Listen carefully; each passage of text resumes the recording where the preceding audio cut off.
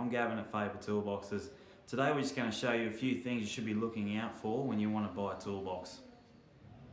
We're going to be demonstrating this today on one of my favourite toolboxes, the Herc 5.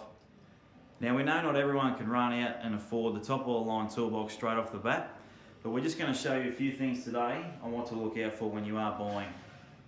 Now the number one thing you should be looking for in a toolbox is the thickness of your walls and how it's made. Okay, now you need to be using the minimum of 1.6mm in steel, okay? Now the second most important thing you should be looking for is the box is dual powder coated. Now dual powder coating means you've got 2 layers of powder coating over top of your toolbox. Now some others don't have that, they only have single layer. Now also another thing to look at is if the box has a zinc primer undercoat.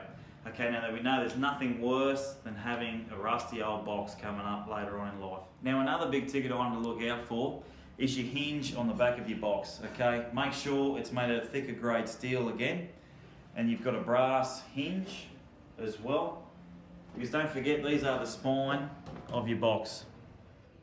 Now another thing to look out for is the construction of your drawers. Now the less moving parts the better, because that means there's more weight that you can put inside the drawers and there's less things to replace over time. Locking mechanisms are another thing to look out for as well. We were the first ones to design this type of locking mechanism over 30 years ago. These pins are developed so that there's less movement within your drawers and so there's less chance of theft within your box. Now another important security feature is the hasp and staple lock. Now not all two are the same. You need to make sure that they're built of solid construction, they have sealed rivets and are also welded on as well. Now you wouldn't believe at how much weight these boxes can hold. Especially empty, they do weigh a lot, and when you're full of tools, you know, if you're a mechanic, plumber, builder, anything like that, you will hold at least up to a ton of weight inside these things. Now you will need to have some heavy duty pipe handles welded into your box, and then also as an added bonus, make sure you've got some forklift slots so you can easily lift it on and off safely. Now with any type of heavy equipment that you use, you need to show extreme safety and care and adhere to your OH&S safety standards when lifting on and off with all these heavy toolboxes.